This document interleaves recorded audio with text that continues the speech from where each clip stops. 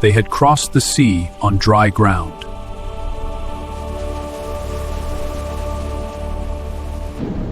They had seen fire on the mountain.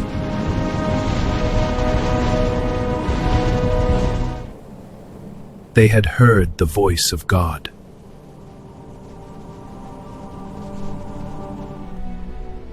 But now, everything had changed. Now, he lived in the middle of them.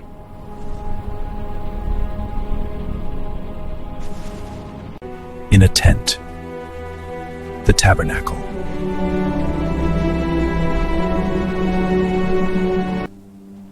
And that changed everything. Because when a holy God moves into the center of an unholy people, the question becomes unavoidable. How can they possibly live together? The answer begins with a voice. From within the tabernacle, the Lord calls to Moses.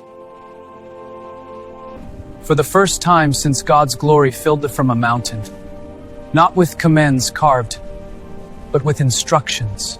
Detailed, precise, necessary, because Israel now lives in the presence of a holy God. The tabernacle stands at the center of the camp. The cloud rests above it, and every tribe surrounds it. God has come near. But approaching him is not a matter of good intentions. There is a way to come before him, a way to deal with sin, a way to restore fellowship, and Leviticus begins by revealing that way. But before Israel can approach God, a problem must be confronted: sin. Leviticus makes one truth unmistakably clear: sin cannot exist in the presence of a holy God. Not because God is cruel, but because holiness and corruption cannot dwell together. Israel is God's chosen people.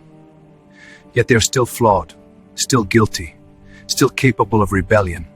And God's presence now rests in the center of their camp. Every day, his glory is near, so reconciliation is necessary.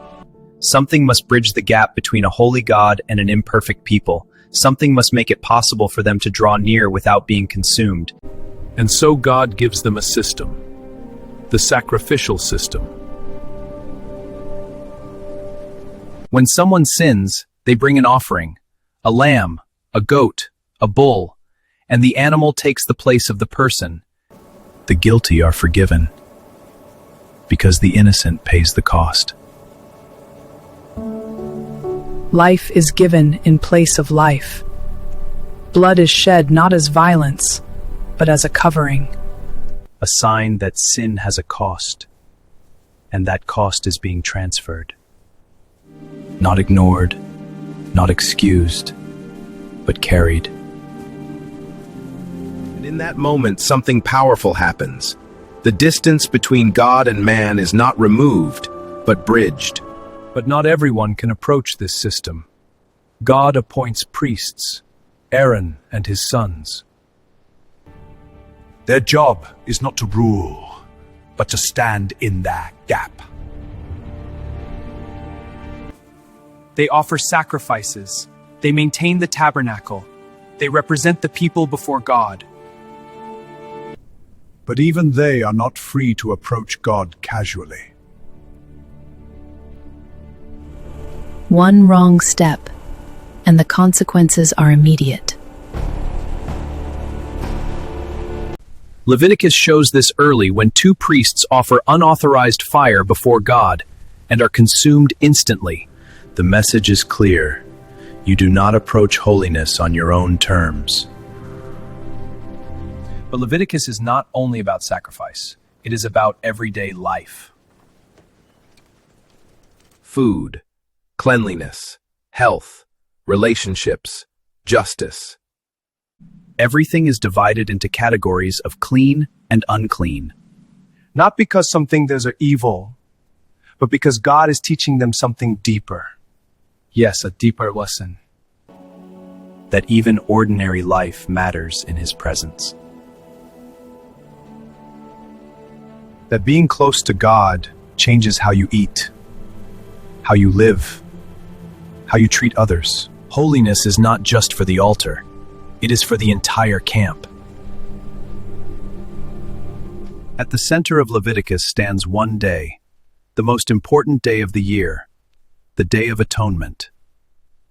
Once a year, the high priest enters the most sacred place in the tabernacle, the Holy of Holies. No one else enters, no noise, no distraction, only fear and silence. And there, sacrifice is made for the entire nation. One goat is offered for sin. Another carries the sins away into the wilderness. This is the moment everything is reset. For a brief time, the relationship between God and Israel is restored. Leviticus can feel complicated, but its message is simple. God is not distant anymore. He is near. And that nearness is both beautiful and dangerous, because holiness does not lower itself to match humanity. So instead, God provides a way, a system of sacrifice, a priesthood, a rhythm of repentance and restoration. Not to keep people away from him, but to make it possible for him to stay with them. And at the center of it all is this truth. God did not bring them out of Egypt just to lead them through the wilderness. He brought them out to dwell among them and stay. But the journey was far from over. The nation that had been rescued from Egypt was now standing at the edge of the promise God had given them. Soon, 12 spies would enter the land, but what they saw would test Israel's faith like never before. Subscribe so you don't miss what happens next.